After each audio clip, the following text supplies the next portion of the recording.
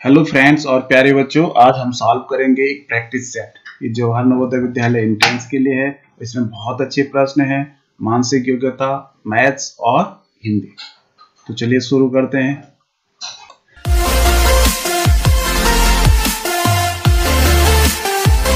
देखिए, पहला प्रश्न है, इसमें आपने निर्देश ढंग से पढ़ना है। इसमें क्या करना है कि जो पहली एक आकृति दी हुई है इसी के सदृश, मतलब जैसे ये आकृति है उसी की तरह, तो इनमें से कौन सी आकृति है ये आपने खोजनी है। देखिए, पहले इसमें ऐसा किया हुआ है, इसमें तो है नहीं, तो इसलिए ये आकृति आंसर नहीं हो सकती। दूसरे को देखो, यहाँ नीचे तक मिला रखा, तो ये भी आंसर नहीं हो सकता। देखिए, ये आकृति और ये तीसरी आकृति बिल्कुल मिल रही है, तो यही आंसर होगा। इसमें देखिए टेंट की तरह है, यहाँ पे एक डैश डैश डैश है, तो इसमें देखो दोनों तरफ ये सीधी रेखा है, इसलिए ये भी नहीं हो सकता। इसमें दोनों तरफ डैश है, ये भी नहीं हो सकता। इसकी फ्रंट साइड डैश है, ये भी नहीं हो सकता। तो इसका मतलब उत्तर फोर्थ वाला होगा। ये देखिए, इसका जो है इस तरह से बना रखा है, ऊपर दो गोले हैं, इधर तीर का इस नीचे साइड है, यहाँ ये तो है नहीं, ऊपर साइड हो गया तीर का, इसमें तीर का निशान है ही नहीं। इसमें देखिए ये तीर नीचे है, ये इधर है, ये ऊपर ऐसा है, ये भी ऐसा ही है, तो बिल्कुल सही। ये तीसरी वाली आकृति मैच कर रही है। इसमें देखिए ये इस तरह का निशान बना हुआ है, और ये पहला तो बिल्कुल नहीं मिल रहा है। दूसरा वाला देखिए मिल रहा है, इसके अंदर वर्ग घुमा हुआ और वर्ग के अंदर दूसरा वर्ग है, यहाँ ऊपर ऐसी आकृति, यहाँ दोनों वर्ग हैं, तो ये दूसरा वाला बिल्कुल मैच कर रहा है। तीसरा चौथा मैच नहीं कर रहा है। पांचवे में देखिए इस तरह के तीर हैं, और ये पहली आकृति बिल्कुल मैच कर रही है, ठीक है ना। इन प्रश्न नंबर 6 से आपने खोजने हैं कि भाई इसमें जो छुपा, जो ये वाला हिस्सा है, इस भाग पे इस पैटर्न की तरह कौन सी आकृति आएगी। तो यहाँ ऊपर का अगर हम पैटर्न देखें तो इसमें जो पहले दो वर्ग थे, एक वर्ग गायब है और गोला वैसी है, तो यहाँ दो वृत्त हैं, एक वृत्त गायब होगा, गोला वैसी होगा, तो इस वाला आंसर होगा। इसका पैटर्न सेम है, तो इसका यहाँ लाइन होगी और एक अंदर वर्ग होगा, तो ये फोर्थ वाला आंसर बिल्कुल सही है। इसका देखो, जो ये है वही, जो चित्र ये है वही ये भी है, लेकिन इसका क्या बाहर की साइड है व्हाइट, यहाँ भी बाहर की साइड व्हाइट वाला, तो इसमें भी बाहर की साइड व्हाइट है, तो ये वाला गोला फिट बैठ रहा है, इसके भी बाहर की साइड व्हाइट हो जाएगा, यहाँ पे आ जाएगा। देखिए, इसमें मैंने हरे स्याही से किया हुआ है इस तरह की आकृति, तो ये पहला ही मिल रहा है दोनों, और कोई नहीं मैच कर रहा है इसके साथ। अगर आप इसको देखेंगे 10वें वाले को, तो यहाँ इसको मिलाएंगे तो बाहर से एक त्रिभुज होगा, तो इस पे डी वाली आकृति फिट आ रही है। देखिए, यहाँ पे आपने क्या, एक निश्चित पैटर्न में आकृतियां चेंज हो रही हैं, उसी पैटर्न में चौथी आकृति यहाँ पे कौन सी आएगी, इन चार उत्तरों में से आपने छांटना है।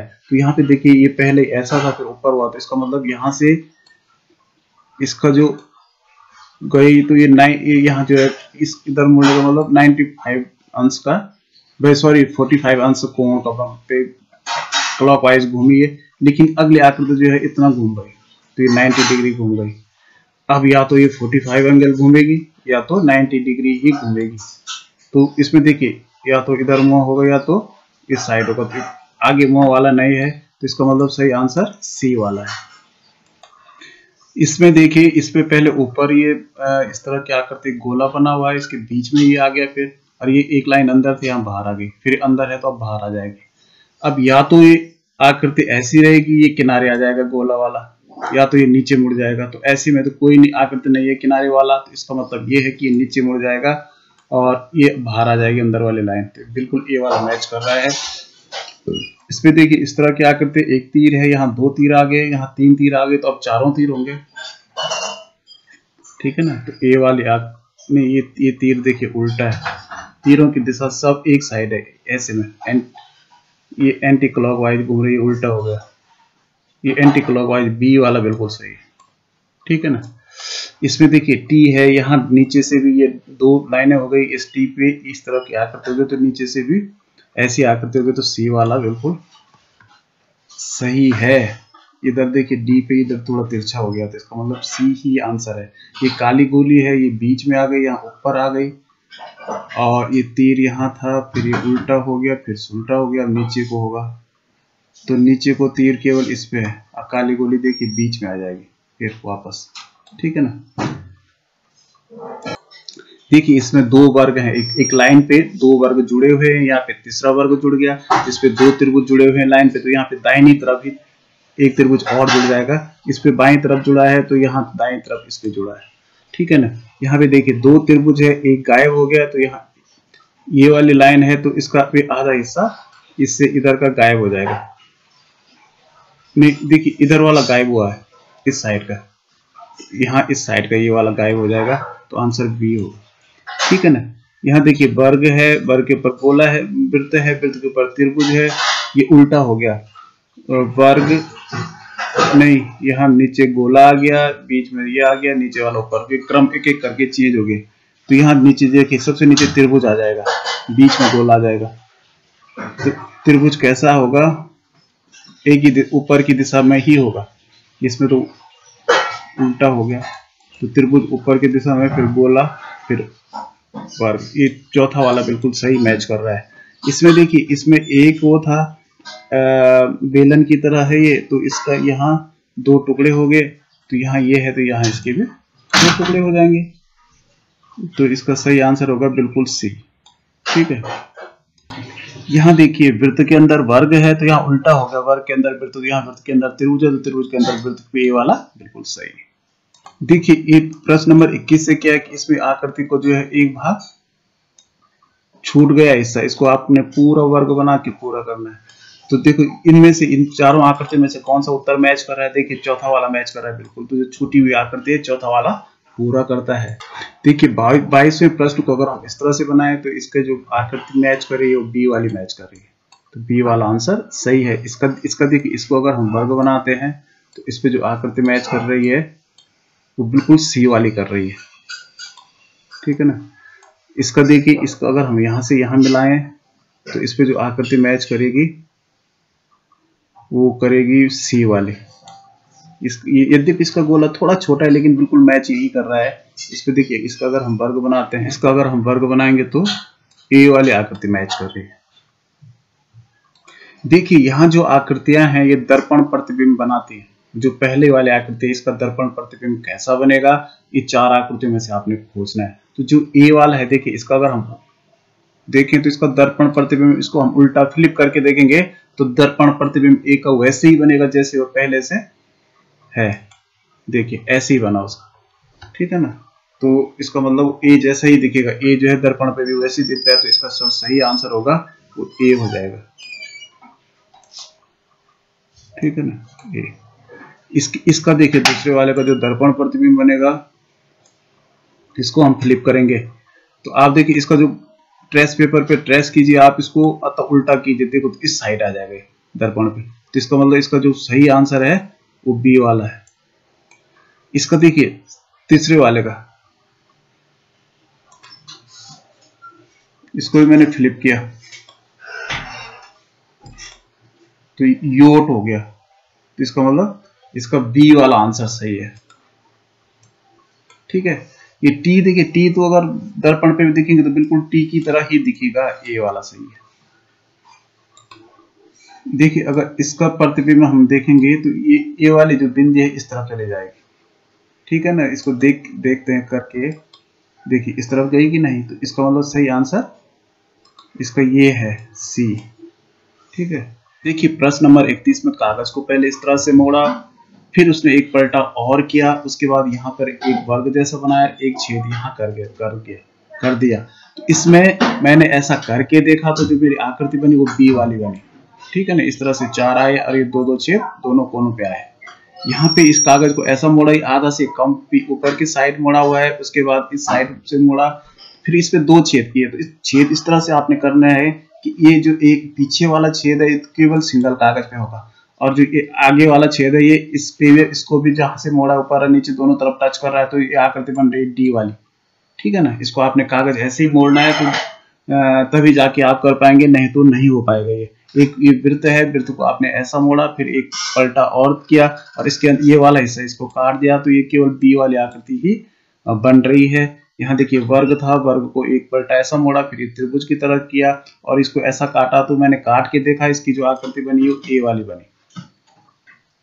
36वां जो प्रश्न है इसमें जो ये टुकड़े दे रखे हैं, इन टुकड़ों से मिलके इनमें से कौन सी आकृति बनती है ये आपने बताना है, ये सारे टुकड़ों को मिला करके।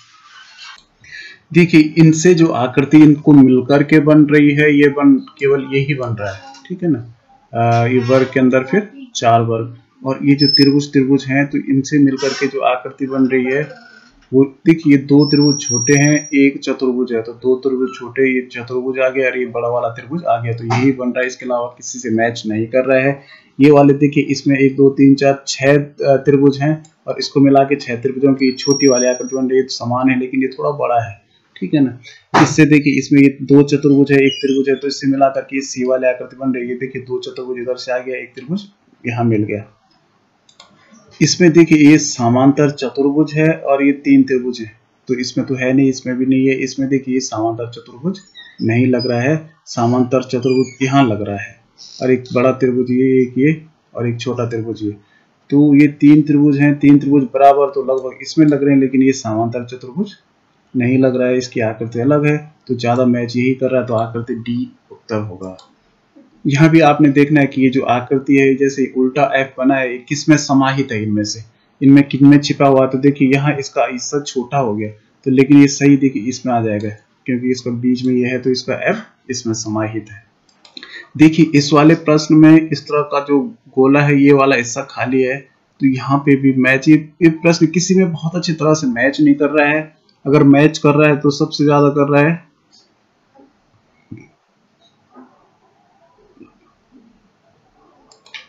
सी वाले से, बाकी इनमें तो बहुत छोटे त्रिभुज हैं। ये वाला हिस्सा तो बड़ा है, ये वैसे किसी से भी मैच नहीं कर रहा है, मिसप्रिंट है ये। लेकिन देख लीजिए इसका सी मुझे लग रहा ज्यादा मैच कर रहा है, मतलब ये आकृति सी वाली आकृति में छिपी हो सकती है, यद्यपि सी का भी जरा चौड़ा त्रिभुज है, यहाँ बहुत छोटा त्रिभुज है, तो किसी में भी ये छिपा हुआ नहीं लग रहा है। यहाँ से अगर हम देखें तो ये त्रिभुज बहुत छोटा हो रहा है। ये वाली आकृति जो छुपी हुई है, ये इसमें छिपी हुई है, देखिए ये आ गया, ठीक है ना। ये वैसे तो ये भी हो सकता है, इसके तो दोनों आंसर मैच कर रहे हैं, इसमें कोई अंतर है ही नहीं, क्योंकि ये आकृति दोनों में छिपी नजर आ रही है। ये वाले क्वेश्चन इसके सारे मिसप्रिंट हो रखे हैं, इनके जैसे एक भी नहीं दिख रहा है। देखिए यहाँ छोटा बना रखा है, यहाँ बड़ा बना रखा है, जबकि यहाँ ऐसा किसी भी में भी मैच नहीं कर रहा है। अगर दोनों को बराबर किया जाए तो ये देखिए इसके 2 हिस्से ये दिख रहे हैं, लेकिन ये यहाँ भी मैच हो रहे हैं, तो बहुत अच्छा नहीं है इसका रिस्पॉन्स, और इनको आप लोग छोड़ ही दीजिए, अच्छे नहीं है क्वेश्चन। देखिए इनमें हमें ऐसी आकृति को खोजना है जो सबसे अलग हो। तो यहाँ गोले के अंदर त्रिभुज है, यहाँ वर्ग के अंदर वृत्त है, यहाँ वर्ग के अंदर आयत के अंदर आयत है, यहाँ तो यहाँ देखिए सबके 2 अलग अलग आकृतियां, तो ये दोनों सेम है, तो यही अलग है। यहाँ देखिए ये त्रिभुज के 4 हिस्से किए हैं, यहाँ भी त्रिभुज के 4 हिस्से हैं, यहाँ भी 4 हिस्से हैं, यहाँ इसके 4 हिस्से हैं, लेकिन यहाँ अंतर क्या है, तीनों में त्रिभुज के 4 हिस्से हैं, बराबर हिस्से नहीं है, इसके चारों बराबर हैं, इसलिए उत्तर यही होगा। यहाँ देखिए इस तरह की 4 लाइनें हैं, यहाँ ये है, यहाँ ये टच नहीं है, ये भी 4 टच नहीं, ये चारों टच नहीं, ये चारों टच हैं, तो इसका मतलब अलग आकृति यही है। यहाँ त्रिभुज है, यहाँ देखिए वर्ग है, यहाँ वृत्त है, यहाँ वर्ग है, तो देखिए ये रेखाओं से, रेखाखंडों से बनी आकृति है, ये वृत्त अलग है, ठीक है ना, ये अलग अलग रेखाखंडों से बनी हुई आकृतियां हैं। यहाँ भी देखिए यहाँ 2 आकृतियां हैं, एक यहाँ भी अलग अलग 2 आकृतियां, ये भी अलग अलग 2 आकृतियां हैं, लेकिन ये एक ही आकृति है, तो इसका मतलब सही आंसर बिल्कुल यही है, डी वाला सही आंसर है। प्रश्न नंबर 51 देखिए मैथ्स आ गया। इसमें मैथ्स में क्या है कि इसमें आरोही क्रम में लगाना है, तो भिन्न में अगर ऊपर वाले समान हो तो हर जिसका सबसे छोटा होता है वही सबसे बड़ा होता है, तो यहाँ सब आरोही क्रम का मतलब पहले हमें सबसे छोटा लिखना है, तो सबसे छोटा होगा जिसका हर सबसे बड़ा होगा, तो 5/8 सबसे पहले आएगा, ठीक है ना। उसके बाद आएगा 5/6।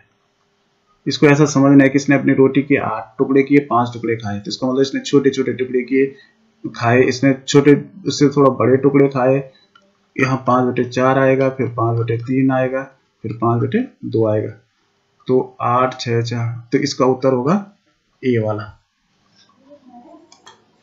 प्रश्न है 21 और 60 के मध्य 3 के गुणजों की संख्या, तो 21 और 60 के मध्य इस तरह से ये 14 गुणज हैं। 356 और 256 का महत्तम समापवर्तक है। देखिए इनका लॉस बड़ा लंबा निकालने के बाद आ रहा है, इसका उत्तर आ रहा है 4। लॉस कैसे निकाला जाता है, छोटी संख्या का भाग हम बड़ी संख्या में देते हैं, 256 का भाग 356 में दिया तो यहाँ बचा 100, फिर 100 का भाग हम इसमें देंगे 256 में, तो यहाँ 2 बार भाग गया तो बचा 56, फिर 56 का भाग इस 100 में देंगे तो यहाँ 44 बचा, फिर 44 का भाग 56 में देंगे तो यहाँ 12 बचा, तो यहाँ मैंने किया 12 का भाग फिर 44 में दिया तो यहाँ 8 बचा, 8 का भाग 12 में दिया तो फिर 4 बचा, 4 का भाग फिर 8 में दिया तो इसका भाग जा रहा है तो 900 बराबर 4। तो इनका जोड़ करना है, दशमलव का जोड़ है तो इसको देखिए दशमलव के नीचे ठीक दशमलव लिखना चाहिए, 10वें भाग के नीचे ठीक 10वां भाग, 100वें भाग के नीचे 100वां भाग, 1000वें भाग के नीचे 1000वां भाग लिखेंगे तो इसका जोड़ इतना आएगा 88.566। देखिए प्रश्न है, एक गाड़ी 1 घंटा 20 मिनट लेट थी, यह दिल्ली स्टेशन पे 4:30 बजे पहुंची, यदि गाड़ी लेट ना होती तो कितने बजे पहुंचती, तो इसका मतलब ये जल्दी पहुंचती, पहले पहुंचते तो 4:30 में से कितनी देर पहुंची है 1 घंटा 20 मिनट, 1 घंटा 20 मिनट को हम घटा देंगे तो यहाँ बचा 10 मिनट, यहाँ बचा 3, तो 3 बज करके 10 मिनट पे पहुंचती, ठीक है ना, 3:10 सायं, क्योंकि यहाँ ऊपर तो सायं कुछ लिखा है नहीं तो इसलिए यही उत्तर हो सकता है, यही एक ही उत्तर इसमें है। यह एक बस 36 किलोमीटर प्रति घंटा की चाल से चलती है, यह 1 घंटे 1 सेकंड में कितने मीटर चलेगी, तो देखिए 36 किलोमीटर प्रति घंटा को हम क्या करते हैं मिनट प्रति सेकंड में गुण अगर निकालना है तो 5 बटे 18 से गुणा कर देते हैं, तो 18 कम 18, 18 दूनी 36, 5 दूनी 10, तो ये जाएगी 10 मीटर प्रति सेकंड, तो 1 सेकंड में 10 मीटर जाएगी।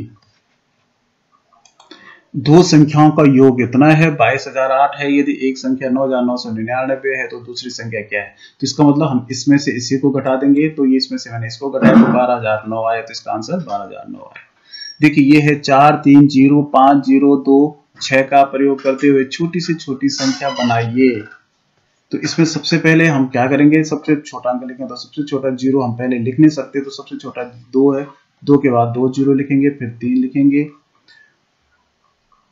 फिर 4 लिखेंगे, फिर 5 लिखेंगे, फिर 6 लिखेंगे, तो 1 2 3 4 5 6 7, 1 2 3 4 5 6 7 ये अंक हैं ये, तो 2 0 0 3 4 5 है, 2 0 0 3, तो ये वाला आंसर सी वाला सही है।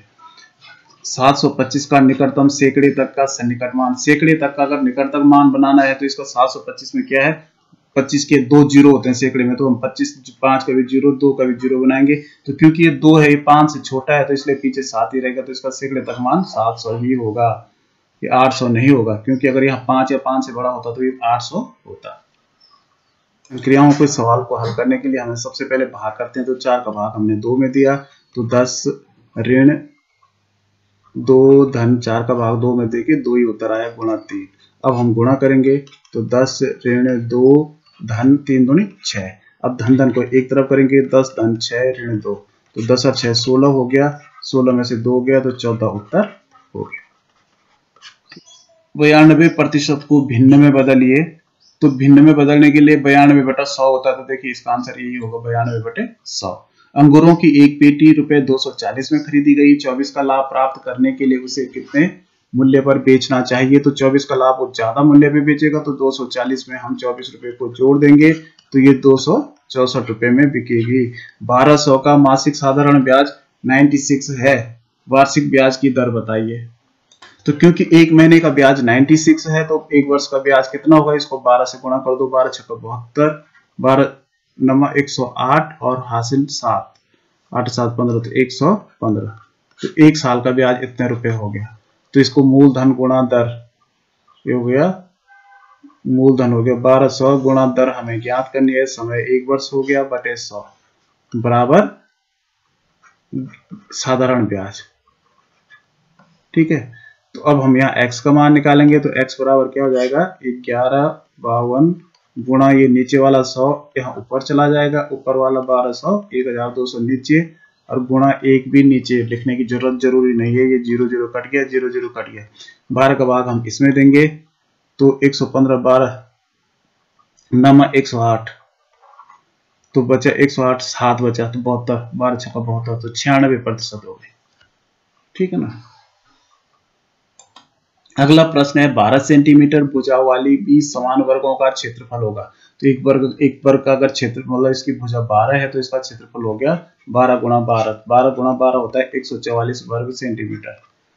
अब 20 का कितना होगा, तो 144 को हम 20 से गुणा कर देंगे, तो 2 चौको 8, 2 चौको 8 और 2 एकम 2, ठीक है ना। तो इतना वर्ग, ये इतना हो गया और ये 0 आ गया, तो इतना वर्ग सेंटीमीटर हो जाएगा, 2880 वर्ग सेंटीमीटर। एक घन का आयतन 216 घन मीटर है तो उसकी एक भुजा होगी। देखो आयतन अगर दिया है तो एक भुजा कैसे ज्ञात करते हैं, इसका घनमूल निकालते हैं। और घनमूल निकालने के लिए सबसे बढ़िया मेथड है छोटे बच्चों के लिए कि ये इसके अभाज्य गुणन घन ज्ञात कर दीजिए। तो इसमें 2 का भाग जा रहा है, 2 एकम 2, 1 में नहीं जा रहा 0, बाहर गया 2 8 16, फिर 2 का जा रहा है 2 5 10, 2 चौको 8, फिर 2 का जा रहा है 2 दूनी 4, 2 7 14, 27 में 2 का नहीं जा रहा है 3 9 27, फिर 3 का जा रहा है 3 3 9, फिर 3 का जा रहा है 3 एकम 3। तो यहाँ 3 3 के जोड़े बनते हैं घनमूल में, वर्गमूल में 2 2 के, तो इन 2 में से 3 और 2 में से एक ही 2 लेना, इनमें से एक ही 3 लेना, तो 6। तो ये 6 का घनमूल है, तो इसकी भुजा जो है 6 मीटर होगी, ठीक है। 6 अंकों की बड़ी से बड़ी संख्या बताइए जो पूर्ण वर्ग हो। देखिए इसमें 6 अंकों की बड़ी से बड़ी संख्या बतानी है जो पूर्ण वर्ग हो। तो 6 अंकों की बड़ी से बड़ी संख्या होती है, ये 6 बार 9 हम लिख देंगे, तो ये हो जाएगा 1 सैकड़ा 1000 10,000 लाख, 1 सैकड़ा 1000 10,000 लाख, 9,99,999। इसमें हम वर्गमूल निकालने का क्या तरीका होता है, पहले इसके जोड़े बनाए जाते हैं 2 2 के, फिर पहले जोड़े में भाग दिया तो 9 9 81, फिर ये 9 को हम यहाँ नीचे भी लिखते हैं, इसको जोड़ देते थे 9 9 18, यहाँ इसको घटाए तो 18 बचा। अब यहाँ फिर एक जोड़ा एक साथ उतरेगा, दोनों 99। अब फिर इसमें से क्या करते हैं, इसमें हमने 9 का इतने का ही भाग देना, जितने का यहाँ देना है उतना ही यहाँ आना चाहिए। जैसे यहाँ 9 से भाग देंगे तो यहाँ भी 9, तो 189 नंबर कितने होते हैं, इतने होते हैं। तो ये हमने भाग दिया, फिर कटा के 198 बचा। ये जो 9 हमने यहाँ लिखा, यहाँ नीचे भी लिखा, इसको फिर जोड़ दिया तो 198 हो गया, ठीक है ना। फिर हमने 9 बार भाग दिया, तो इसका भाग देखिए इतना आया, फिर घटा के इतना आया। अब इसमें उतारने के लिए कुछ भी नहीं है, तो इसका मतलब जो 1998 है, इसको हमने 9,99,999 में से घटा दिया, तो पूर्ण वर्ग संख्या हो गई 9,98,001। तो ये वाला आंसर बिल्कुल सही है। देखिए 3 संख्याओं का औसत 18 है, तो औसत 18 है तो तीनों संख्याएं कितनी होंगी, 18 3 54 हो जाएंगी।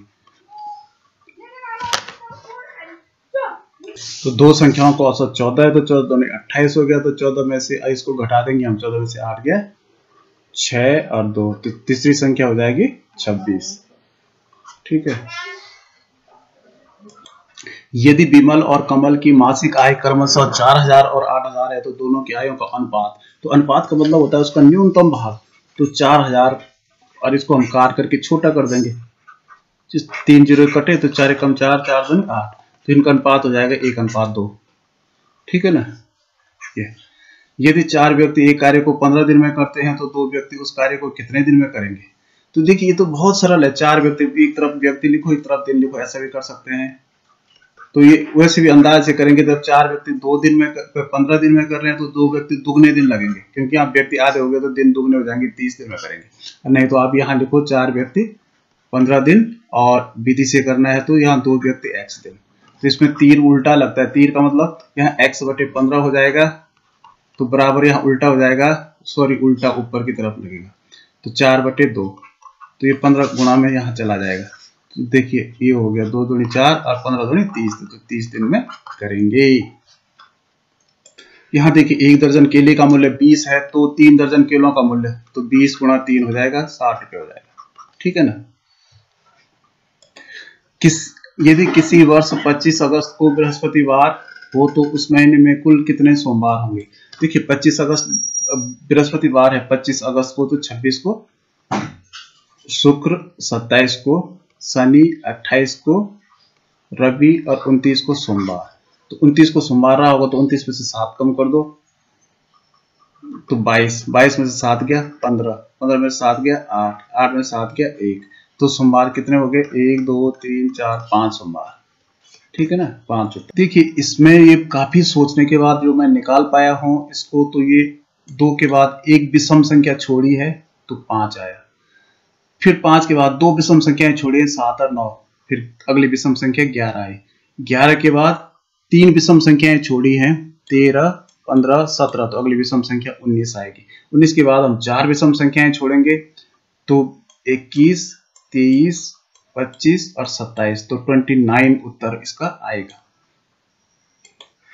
देखिए अगला प्रश्न है 100 वर्ग मिलीमीटर किसके बराबर है? तो ये सेंटीमीटर में हमें बताना है, तो हम पहले इसको 100 वर्ग को समझेंगे। 100 वर्ग मिलीमीटर क्या होता है? वर्ग का मतलब जो अगर हम किसी का क्षेत्रफल निकालते हैं तो 100 वर्ग में किसका क्षेत्रफल आएगा? अगर हम इसका वर्गमूल निकालेंगे तो 10 जिसकी भुजा, वर्ग की भुजा 10 होगी, तो 10 मिलीमीटर भुजा है इसकी। अगर इसको हम 10 मिलीमीटर में कितने होते हैं? 1 सेंटीमीटर होता है, तो 10 मिलीमीटर और 1 सेंटीमीटर हम करेंगे, तो ये इसका मतलब 1 गुणा 1 बराबर 1 ही वर्ग सेंटीमीटर होता है। ठीक है ना, तो इसका आंसर होगा 1 वर्ग सेंटीमीटर। देखिए 74वां सवाल है 1/8, इनको जोड़ना है, तो इनको हम ऊपर ही ऊपर जोड़ते हैं, 3 और 2 5 और 1 6/8 हो गया। तो 6/8 को अगर हम काटेंगे तो 2 3 6, 2 4 8, 3/4 उत्तर होगा। 1 रुपए का 20% कितना होता है? तो 1 रुपए में 100 पैसे होते हैं, तो 100 का 20/100, तो 1 रुपए का 100 कट गया तो 20 पैसे हो गए। 1 रुपए का 20% 20 पैसे। तो इस तरह से गणित समाप्त। अब हिंदी करेंगे, इसको हम पढ़ेंगे, उसके बाद इस पर आधारित प्रश्नों के उत्तर देंगे। कैकेयी राजा दशरथ की पत्नी और भरत की माता थी। राजा दशरथ के कैकेयी को 2 वरदान दे रखे थे। उसने मंथरा के कहने में पढ़कर कि अयोध्या के राजा भरत हों और राम 14 वर्ष के लिए जंगलों में रहें। राजा दशरथ अयोध्या के राजा थे, वे बूढ़े हो चले थे। अब वे अपने सबसे बड़े पुत्र रामचंद्र को राजगद्दी देना चाहते थे। राजा ने राम के राज्याभिषेक की घोषणा कर दी। प्रजा अपने प्रिय राम के राजा बनने के बात सुनकर प्रसन्न थी। कैकेयी ने किसके बहकावे में आकर राजा दशरथ से 2 वरदान मांगे? तो किसके आए? मंथरा के। कैकेयी ने वर मांगा कि राम 14 वर्ष के लिए जंगल में रहें और अयोध्या के राजा भरत हों। ये इसका आंसर होगा। दशरथ कहाँ के राजा थे? तो अयोध्या के राजा थे। राजा दशरथ के सबसे बड़े पुत्र कौन थे? रामचंद्र थे। राजा दशरथ ने किस बात की घोषणा कर दी? कि राम के राज्याभिषेक की घोषणा कर दी।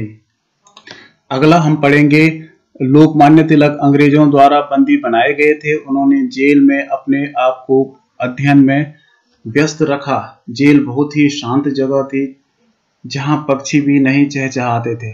तिलक ने अपने भोजन में से थोड़ा खाना पक्षियों के लिए रखना शुरू कर दिया। आरंभ में तो वे किसी ने वह खाना छुआ नहीं, किंतु कुछ दिन बाद थोड़े से पक्षियों ने आना शुरू कर दिया था। धीरे धीरे उनकी संख्या बढ़ती गई और वे तिलक के चारों तरफ इकट्ठे होने लगे। पक्षी उनके सिर और कंधों पर निडर होकर बैठ जाते थे। उनकी चहचहाहट से वातावरण में मधुर संगीत भर आया। एक दिन गश्त लगाते हुए जेलर तिलक की कोठरी की ओर आए। पक्षियों की चहचहाहट सुनकर उन्होंने कोठरी में झांका और पूर्णतः आश्चर्यचकित रह गए। इतने सारे पक्षी ये कहां से आ गए हैं? जेलर आश्चर्यचकित रह गया। उसने कहा, यहाँ तो हर कोई पक्षियों को खा जाता है, इसलिए पक्षी इस ओर नहीं आते हैं। तिलक हंसकर बोले, पक्षी भी मित्र और शत्रु में भेद कर सकते हैं। तिलक जेल में अपना समय कैसे व्यतीत करते थे? तो प्रश्न है, तिलक जेल में अपना समय कैसे व्यतीत करते थे? तो जो है अध्ययन करके व्यतीत करते थे। तिलक अपने भोजन में से पक्षियों के लिए कुछ खाना क्यों रखते थे? उन्हें पक्षी और उनकी चहचहाहट पसंद थी। अगला है, धीरे धीरे उनकी संख्या बढ़ती गई। उनकी किसके लिए प्रयुक्त हुआ है? तो पक्षियों के लिए हुआ है। पक्षी तिलक के कंधों और सिर पर बैठते थे क्योंकि पक्षी उनसे नहीं डरते थे। ये सही उत्तर होगा। पक्षी जेल की ओर नहीं जाते थे क्योंकि कैदी उन्हें खा जाते थे। ठीक है ना। हमारी पृथ्वी की लगभग 2/3 सतह महासागरों के जल से ढकी हुई है। इन महासागरों की गहराई के बारे में कुछ नहीं कहा जा सकता है।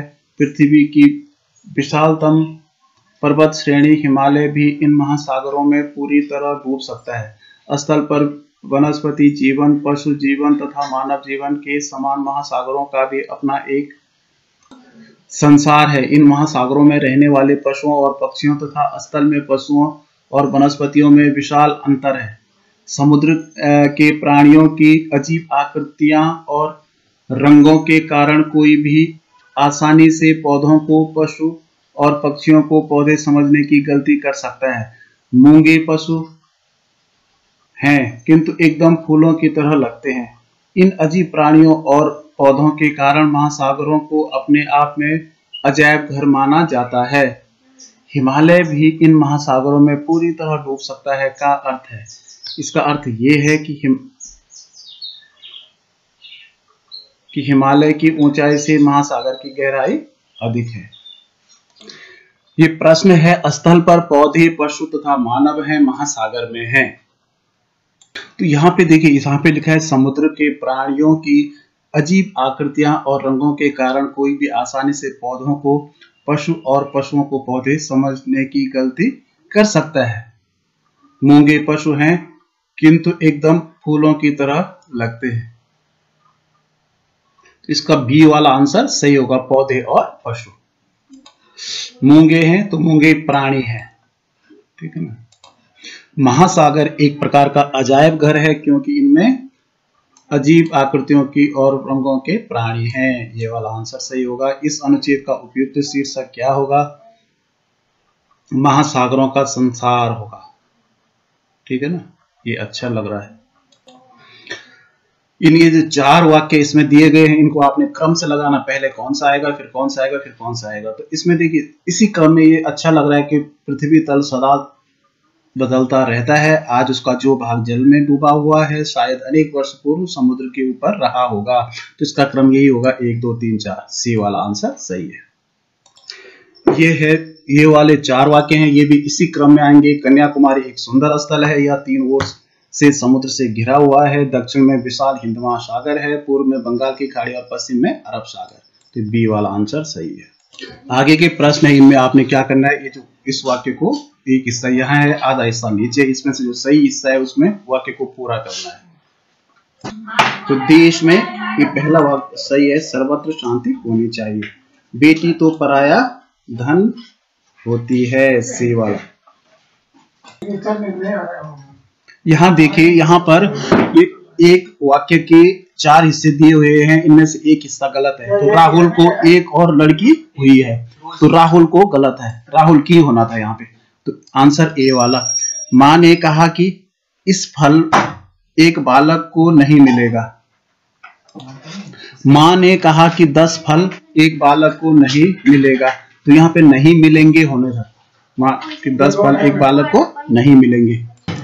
अपने भाई के डांटने पर भी वह इतनी रोती है कि हम सब तंग हो जाते हैं। तो यहाँ पे ये गलत है, इतना रोती है होना था, इतनी नहीं, ठीक है ना। लड़के लड़कियों ने काम बांट लिया, तो इस पे आपस आएगा, आपस में काम बांट लिया। लगभग 350 वर्ष भारत में शाहजहां नाम का एक सम्राट था। तो यहाँ पर पूर्व आएगा, 350 वर्ष पूर्व। लास्ट प्रश्न है, सहारा संसार का सबसे बड़ा मरुस्थल है, तो बड़ा आएगा इसमें। तो इस तरह से ये 100 प्रश्न हुए और ये पेपर समाप्त होता है। अगर आपको अच्छा लगे तो लाइक और शेयर जरूर कीजिएगा। थैंक